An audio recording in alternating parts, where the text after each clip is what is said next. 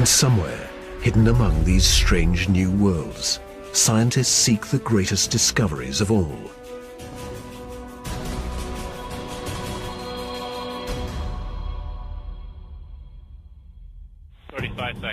Hydraulics go. Storage tank press closed. Closed. Storage March tank the 6th, open. 2009. 2 seconds. Later, GN2 pressure go. Go. This Delta II rocket is going through its final pre-flight check. 71.3. Prop 1. Engine start, 1, 0, and liftoff. It is the start of an extraordinarily ambitious mission.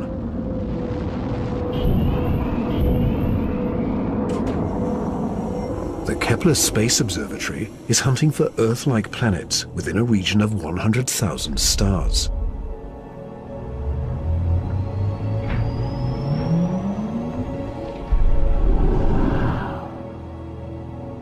It is the culmination of a journey that began more than a decade ago, with one of the most profound scientific discoveries ever made.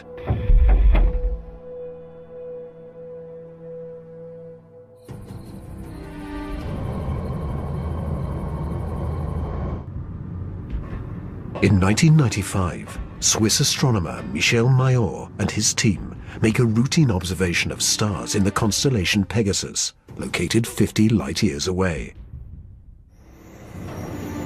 But the instruments show something strange. One star is violently lurching and wobbling. What we discovered, it's one of these stars have a velocity changing with time. What is powerful enough to disturb a star the size of our sun? Mayor offers a radical answer: a planet. But no one has ever seen a planet around another sun-like star. Problem in detecting planets around other stars is that as a planet orbits a nearby star, that planet gets lost because of its feeble light in the glare of the very bright star. In spite of the odds, Mayor relies on his data and is convinced the wobbles are caused by the gravitational pull of an orbiting planet. When I read this claim from Michel Mayor, I was very skeptical. There had been many false claims of the first planet ever discovered around another star, and I thought to myself, oh boy, here we go again.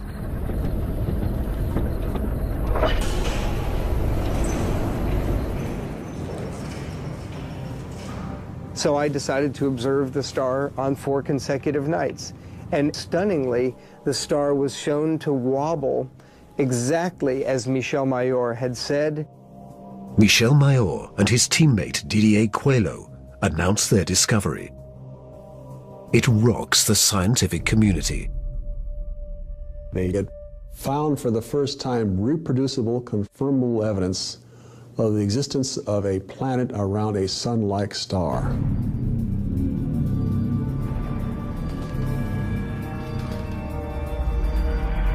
Officially called 51 Pegasi b, the planet is nicknamed Bellerophon in honor of the Greek hero who tamed the winged horse Pegasus. It is a planet that breaks all the rules.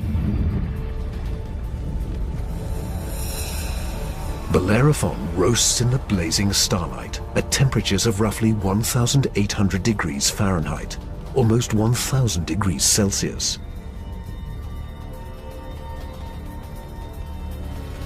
It is nearly 150 times more massive than Earth and is a gas giant like Jupiter. A gas giant is a planet made mostly of hydrogen and helium. Only the outer layers are gas, but inside, hydrogen and helium is compressed to huge, huge, huge pressures. It doesn't resemble a gas at all. Unlike anything found in our solar system, this is an entirely new class of planet, what scientists call a hot Jupiter. If you go to Hawaii and see the lava flow there, that's how hot a hot Jupiter is. It's very, very hot. The Earth is a comfortable 93 million miles, or 150 million kilometers away from the Sun. These hot Jupiters are roughly 100 times closer, and so the amount of sunlight that they get is 10,000 times larger. If this represents a star, and this a hot Jupiter is 3 to 4 stellar diameters away from the star. So that would be 1, 2, 3. This is how close a hot Jupiter would be to its star. Hot Jupiters are tidally locked. They present the same face to the star at all times, just like the moon does to Earth. It's going to be permanent daylight on one side and permanent nighttime on the back. If I were stuck on a hot Jupiter, I'd want to be on the back side and hope that some of the heat from the front side facing the star would make its way around the back.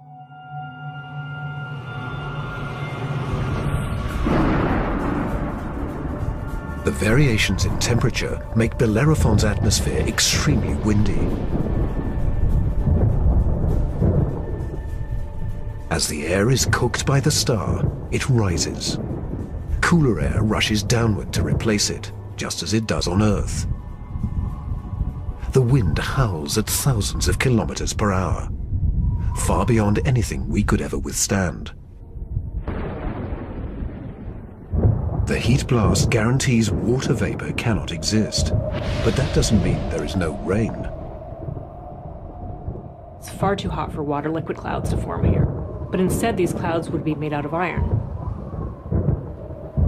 Iron vapor can exist at much higher temperatures than water. And because of that, things could get a little messy.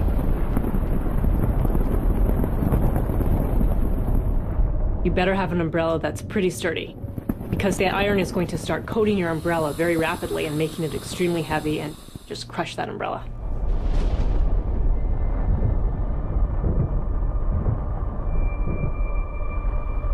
The sky overhead is filled with dancing curtains of color. Charged particles from the nearby star make auroras far more extreme than the northern lights on Earth. There is something else unique about this newly discovered world. Bellerophon orbits its sun in a blistering 4.2 days.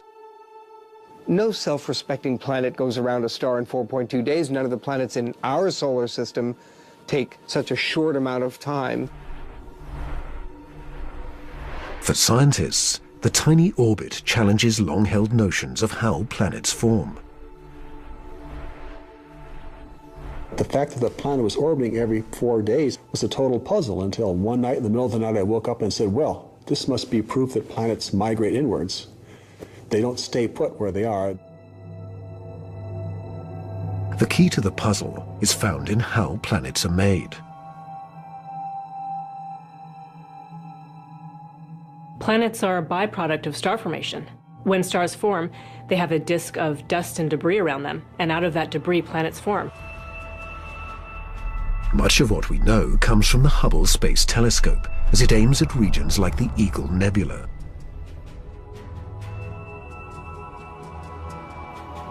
This interstellar cloud is studded with collapsing disks of dust and gas.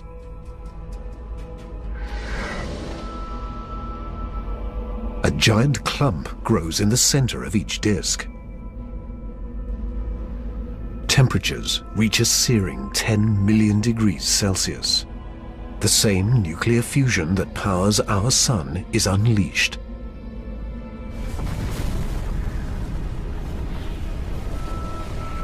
The star is born.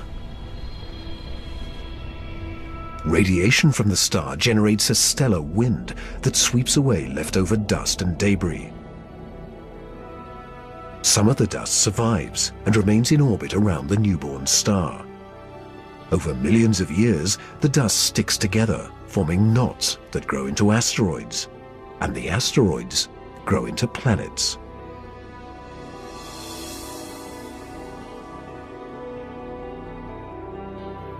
These planets migrate through the disk until they find a stable orbit. This is why Bellerophon is so close to its parent star.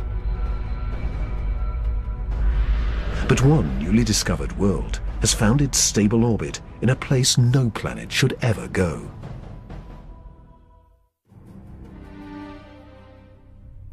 In 2001.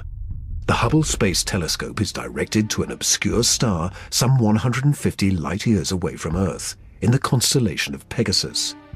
This is the same region where Bellerophon was found 6 years earlier.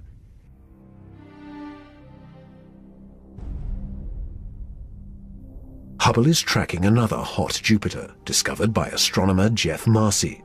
But this one is different from Bellerophon. You've probably heard of the planet HD 209458b. It's a terrible name. A terrible name for a terrible place. HD 209458b has been dubbed by some as Osiris, after the Egyptian god of the dead. Osiris is over 200 times more massive than Earth. It has migrated perilously close to its sun. At a mere 4 million miles, or almost 6.5 million kilometers from the blazing solar surface, Osiris broils in a planetary hell. The average daily temperature on Osiris is over 1,000 degrees Celsius. Forget global warming. This is global frying, and it causes Osiris to lose an estimated 500,000 metric tons of air every second. There's a leak of gas, a steady stream of hydrogen and helium, and that's making a big, huge cloud all around the planet. Its atmosphere is bleeding into space. Scientists speculate that a colossal trail of gas spirals behind the planet for thousands of kilometers.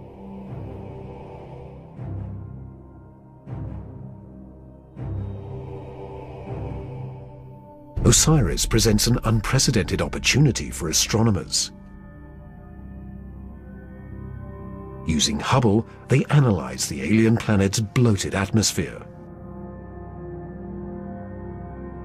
This is the absolutely first time where we could tell what is the composition of the atmosphere of an extrasolar planet.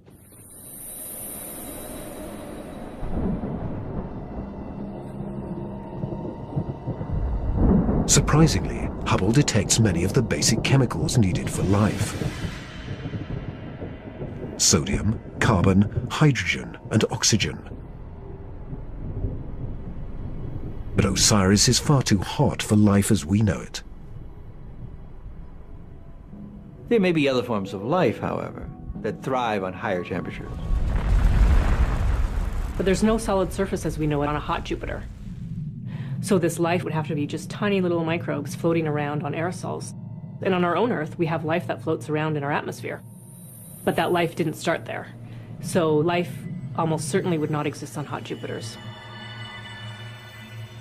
Astronomers have discovered many hot Jupiters since Bellerophon was found in 1995. But conditions on these worlds rule them out as places where the drama of life can unfold.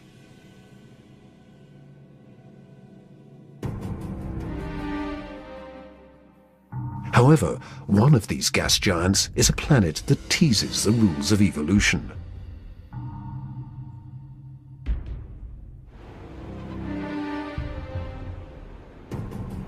Astronomer Jeff Marcy discovers something shocking about a planet orbiting a star called 16 Cygnus b, located some 70 light-years away in the constellation of Cygnus, the Swan.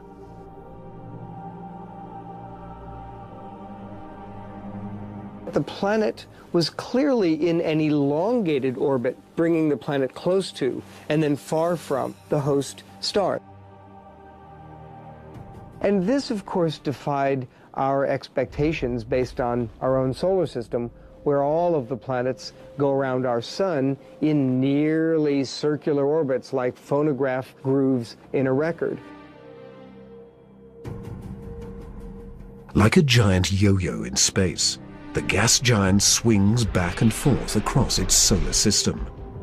That's like the Earth swooping 25 million miles, more than 40 million kilometers closer to the Sun, then slinging past Mars, all the way out towards Jupiter every year.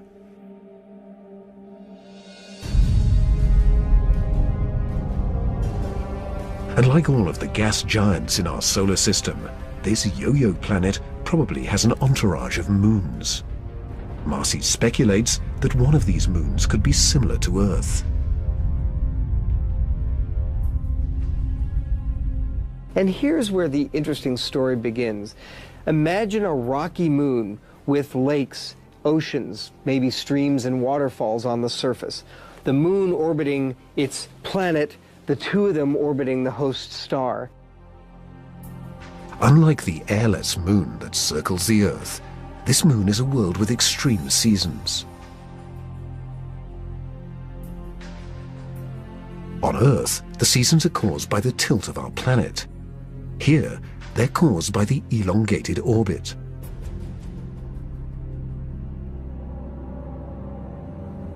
These poor planets that are in these elongated elliptical orbits suffer terrible changes in their climate throughout a year. As they make their closest approach, the yo-yo planet and its moon are blowtorched by the star. Summer begins. The atmosphere on the Earth-like moon is savaged by raging storms. Category 5 hurricanes on Earth are tiny eddies compared to the monster vortexes that form here.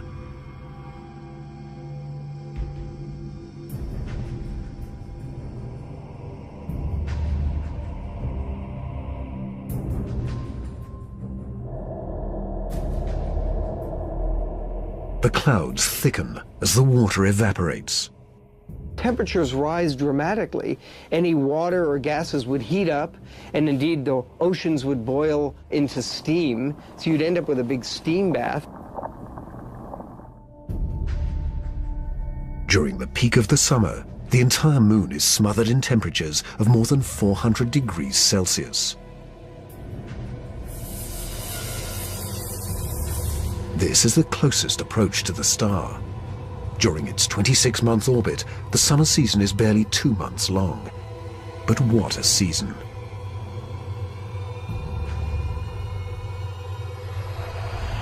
The planet and its moon swing away from the furnace of the star. Temperatures fall to ranges we would find temperate and comfortable.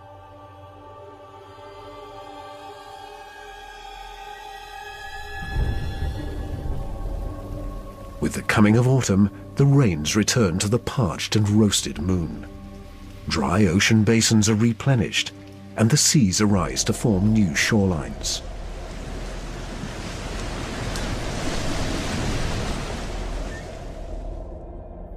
Tranquility prevails as the yo-yo planet and its moon slip into the deep freeze of winter. Now over 200 million miles, more than 320 million kilometers from the star, the daytime sky is dark. Temperatures hover around minus 160 degrees Celsius. The oceans freeze, and the polar ice caps expand across the moon's surface into a globe-girdling sheet of ice many kilometers thick. Winters are long, lasting 17 months.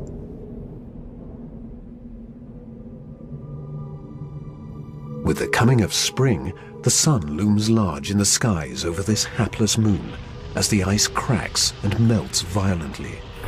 Huge icebergs carve into a stormy and fast-rising ocean.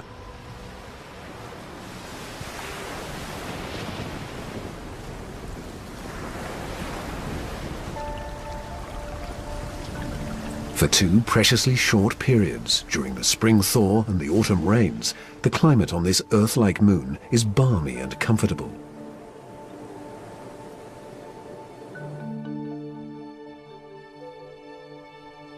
At a distance of 93 million miles, or 150 million kilometers from the star, roughly the same distance as Earth from the Sun, the elliptical orbit of this planet and its moon crosses an area around the star some scientists call the Goldilocks zone. The conditions here are just right for life. If you're too close to the star, then it's too hot. If you're too far away, then it's going to be too cold and everything's going to be icy. But then if you're right in the middle, it's just right. Every star has a Goldilocks zone. Where that zone is depends on the size and temperature of the star. In our solar system, Venus marks the inner boundary and Mars the outer boundary. Earth and its abundance of life is right in the middle. The Yo-Yo planet passes through the Goldilocks zone twice a year, for 3.5 months during the spring as it races inbound, and again in the autumn for 3.5 months as it hurtles back into the colder reaches of space. Could life survive the conditions outside the Goldilocks zone?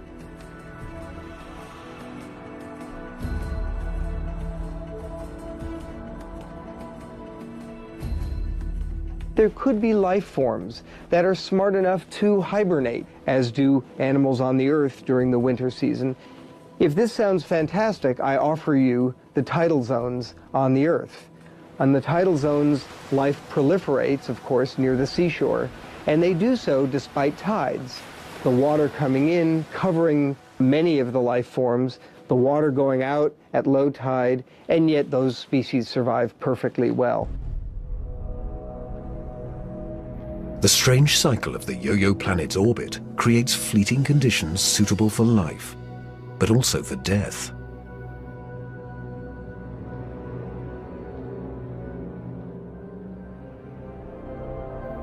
Some alien planets are even more bizarre. Imagine a world that has no star to orbit. Scientists speculate that our galaxy is teeming with rogue planets, adrift in the murky lanes of interstellar space. These are orphaned worlds, planets that are booted from their solar systems by the chaos of planetary migration. Astronomers call such worlds planemos. Planemos are planets without a star. They're just drifting through the galaxy indefinitely. What massive force would it take to kick a planet out of the solar system? When a young star forms with a contingent of planets around it, many of those planets gravitationally interact with each other. They yank on each other, slingshot each other, so that one of them is ejected from the planetary system, voted off the island, if you will. If you were, unfortunately, a resident on a planet that was kicked out by a collision or a near collision with another large object, you'd probably rapidly move out of the habitable zone. There are hundreds of billions of these lost, wayward, poor, wandering planets out in our Milky Way galaxy with no parent star to warm them up. Cold, dark, and quiet. Because planemos have no sun, they are worlds without days or years.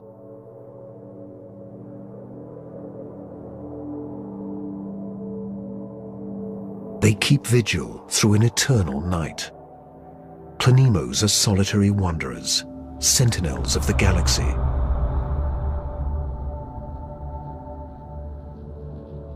But just because it's out there drifting in space doesn't mean a planemo is dead.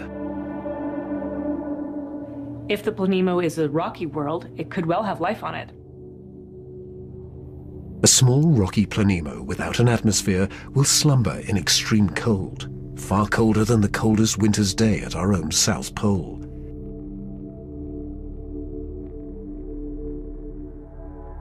But a planemo large enough to retain an atmosphere traps the heat generated when the planet was first formed.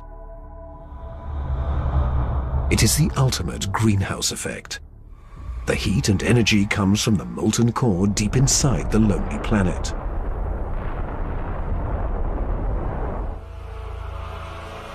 If the planemo is a gas giant like Jupiter, it may have a system of moons. The gravitational pull between the planemo and its moons creates friction, causing the interior of the moons to stay warm. These moons could also have life on them, in the same way that Jupiter's moon Io has volcanoes and has a lot of heat energy being generated by interactions with Jupiter and the other moons. If anything lives here, it will be single-cell organisms like common bacteria found on Earth, not complex life forms. Without a sun to provide photosynthesis, these tiny organisms derive their energy from the chemistry in the soil of the Planemo or its moon.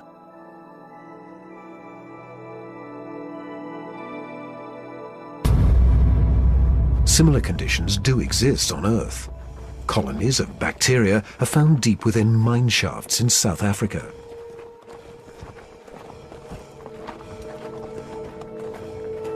They have no access to oxygen or light and survive entirely on the chemicals they make from the surrounding dirt.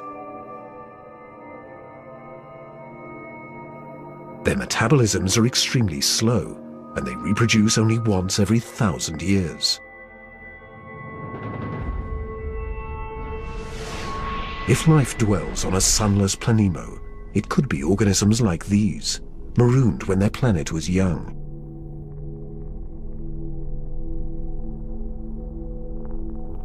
While Planemos slumber undisturbed, one world has been racked by chaotic changes since the dawn of time.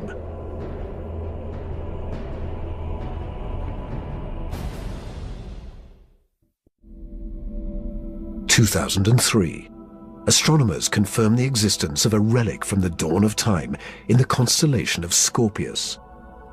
Most planets found outside of our solar system are located in the main disk of our galaxy.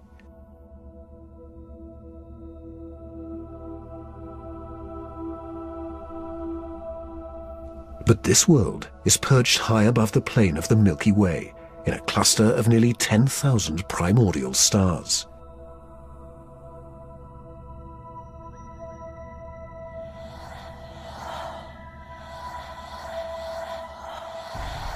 The planet B1620-26 is better known by its unofficial nickname, the Methuselah planet, after the oldest person in the Bible.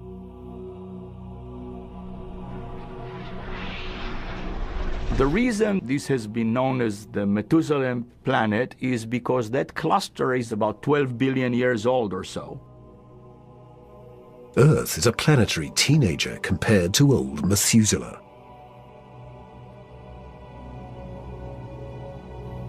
Roughly 8 billion years before the Earth is formed, Methuselah is a young gas giant, perhaps with raging tempests and an entourage of moons.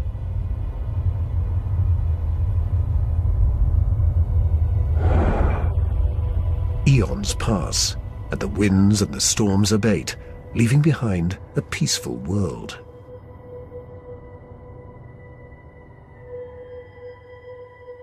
Suddenly, two stars loom in the sky. These are the burned-out cores of long-dead stars haunting the cluster. In the very dense environment of a globular cluster, you have lots of stellar collisions, near collisions, systems in which one star is kicked out and another one kicks in. In a cosmic dance of gravity, similar to the migration of planets, one of the stars is kicked out and replaced by Methuselah's parent star.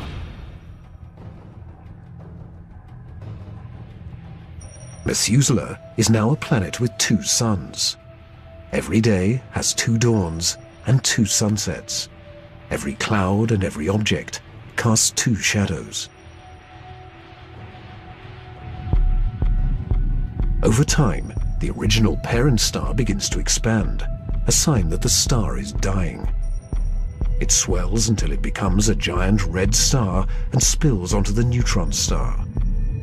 The neutron star devours the red giant.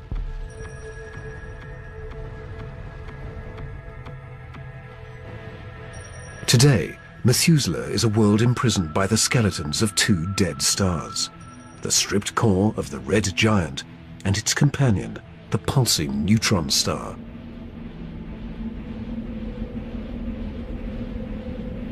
Methuselah is a survivor. But nothing compares to the weird anomaly of a pulsar some 980 light-years from Earth in the constellation of Virgo.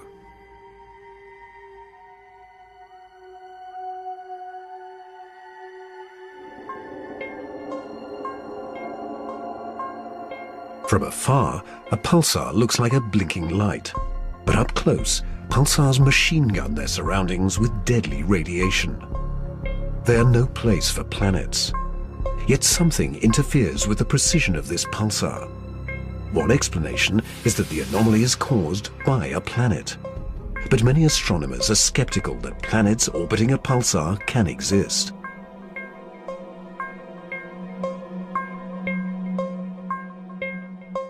The reason that's a problem is because pulsars are formed in these incredible explosions.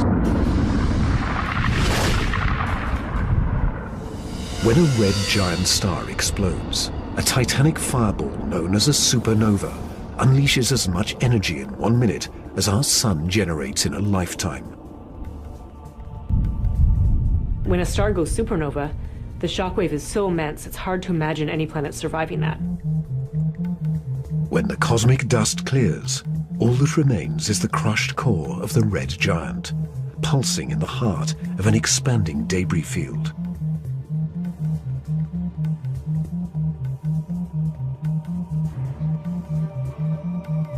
Matter blasted from the colossal explosion falls back to the pulsar and forms a disk. Within this chaos, a new world arises, born from fire and destruction, a planetary zombie raised from the carcass of the former red giant star. It's amazing that planets could form in that environment. A planet orbiting a pulsar will give you the feeling of being in a disco bar with a very strong strobe light, which is the pulsar.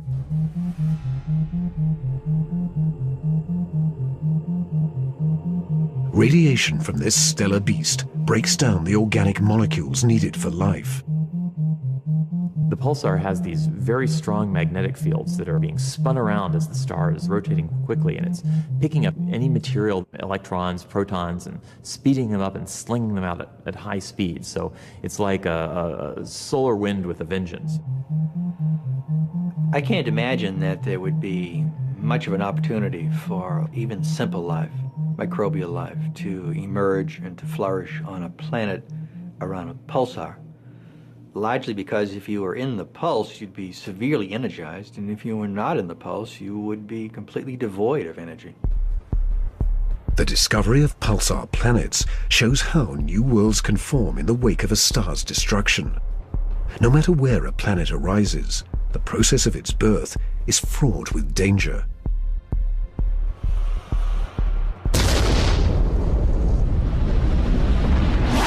Sometimes the violence is so great, the end of the world comes before the beginning. 2007, astronomers using the giant Gemini North Telescope make a strange discovery in the Pleiades cluster, some 400 light-years from Earth. A star known only by its catalogue number HD 23514 is surrounded by a giant donut-shaped cloud of dust and gas. The star in the middle of the donut shape is about 100 million years old, a cosmic toddler in astronomical terms. Our Sun is 45 times older. The conditions are perfect for planets to form. But spectral analysis finds something strange. The dust is utterly pulverized.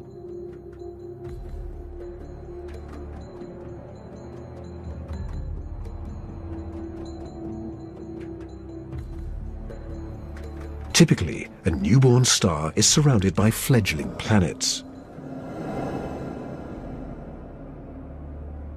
Planets form around the young star in a protoplanetary disk of gas and dust. And then these planets go on their merry way orbiting the star, not realizing that they're in an orbit that's too close to another planet. Billions of years ago, two primordial planets orbiting HD 23514 are spinning towards doom. As the two worlds close in, tidal forces torque each planet from spherical to egg-shaped.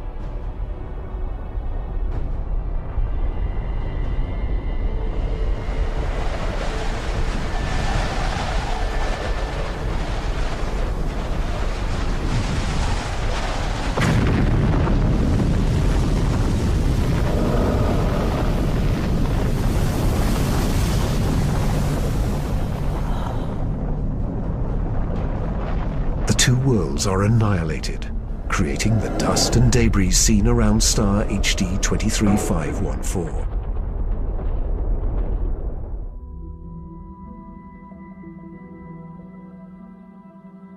There is a new planet out there, a planet we were not aware of existing before. It is not just one planet, it is a new type of planet, Earth on steroids. I like to call them super Earths. They're just like the Earth, except bigger, up to about 10 times the mass of the Earth. One family that the super Earths resemble just like our own Earth, continents, oceans. Some of them may be very dry, like Mars. And then another family that we call water worlds or ocean planets that are completely covered with water. Welcome to Gliese 581c.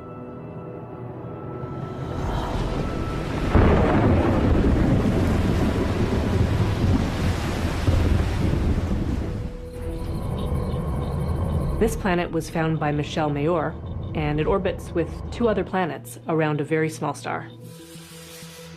It is only 20 light years away, in the constellation of Libra, and is one of the smallest terrestrial planets found beyond our solar system. But that doesn't mean Gliese 581c is small.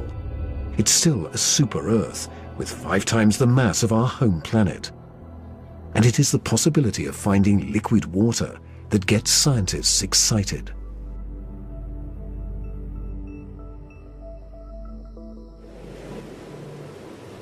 An ocean planet feels like being in the middle of the Pacific Ocean, with no land inside, just water, puffy white clouds, and blue sky above you. The winds on the ocean world are going to be similar to that of the Earth, so it will be a very good place to sail. The weather's absolutely perfect. Every day you get a clear blue sky, and the sun just stays in the same place. Now, how's that for weather prediction? No land, anywhere. Even far beneath the surface. When you have a large amount of water, then at the bottom of an ocean, you will form very high pressure in excess of 1 million atmospheres. And that pressure will compress the liquid water, that is the ocean, into a state which we call Ice 7.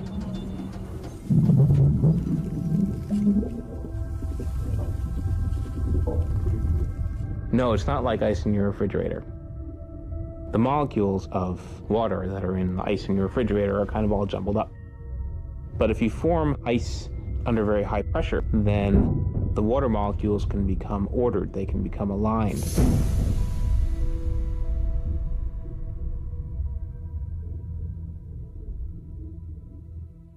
I can show you a crystal that is a very good analog to Ice 7.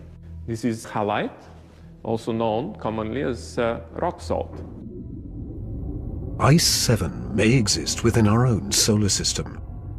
Europa, one of Jupiter's moons, may have a mantle of liquid water surrounded by a thick, icy crust. The pressure from the crust is so great that Ice 7 might exist deep within these uncharted seas. If we scale up and thaw out Europa, it may be a water world similar to Gliese 581c.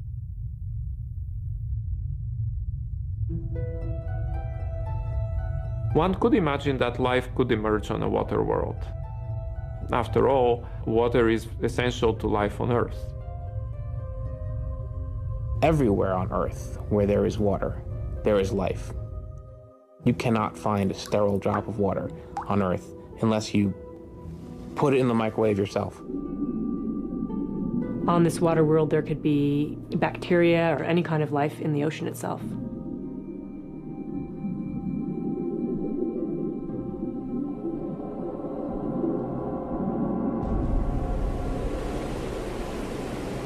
But not all super-Earths are water worlds teeming with life.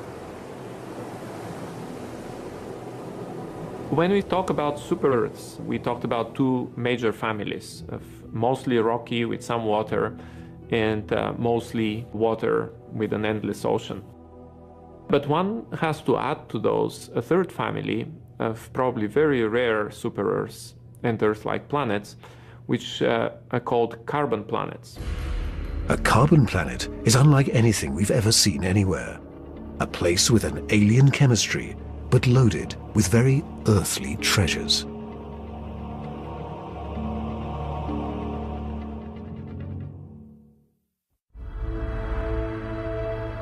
Throughout our galaxy, there are planets which are barren and poor and inhospitable.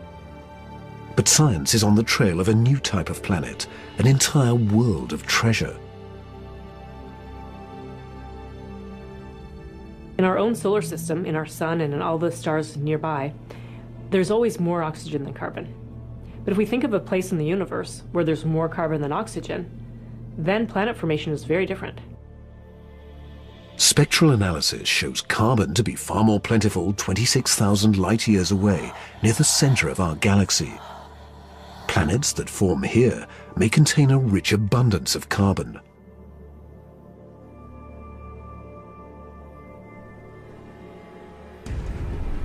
The morning sky on a carbon world would be anything but crystal clear and blue. I'm picturing a yellow haze with black clouds of soot. And as you descended farther down in the atmosphere, I could imagine lakes that were made out of compounds like methane or gasoline. I'm picturing these bubbling, foul-smelling pits of black ooze, like an oil well. With little or no water in the atmosphere, the air is made of carbon compounds. Methane, butane, pentane, benzene, all these different kinds of carbon compounds that separate out when you refine gasoline. One day it might be raining benzene. The next day it might be raining butane. As alien as carbon planets might seem, the air quality could be familiar to some. The air in a very benzene-rich planet will resemble that of LA. A lot of smog particles that unfortunately we are quite used to from the exhaust of cars. Despite the pollution, carbon planets could come with a sparkling upside. You might see diamond because the planet may have substantial quantities of pure carbon that it's formed out of. And pure carbon, when you compress it, tends to form into diamond. The secrets of exotic planets like these are waiting to be discovered all across the galaxy.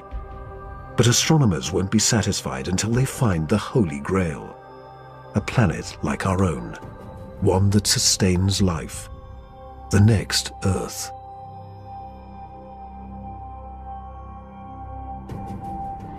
People always ask me, do I think we're going to find another planet like Earth?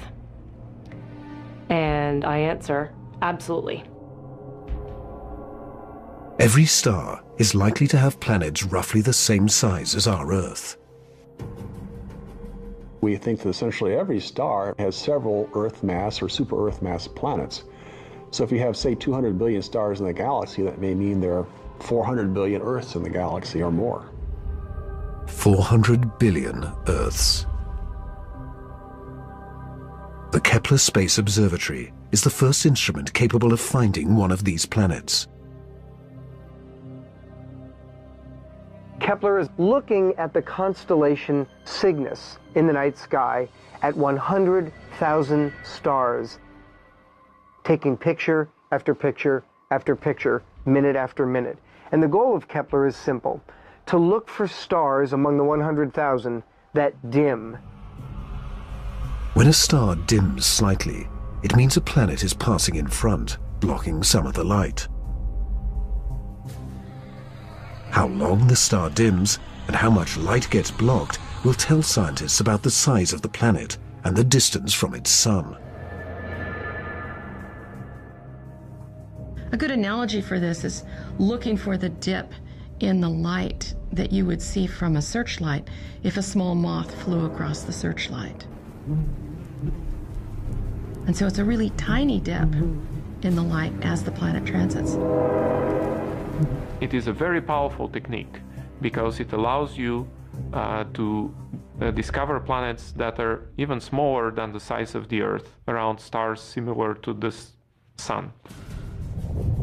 It is a technique that is changing the course of science. We think we may be able to find a planet that is habitable in the next few years.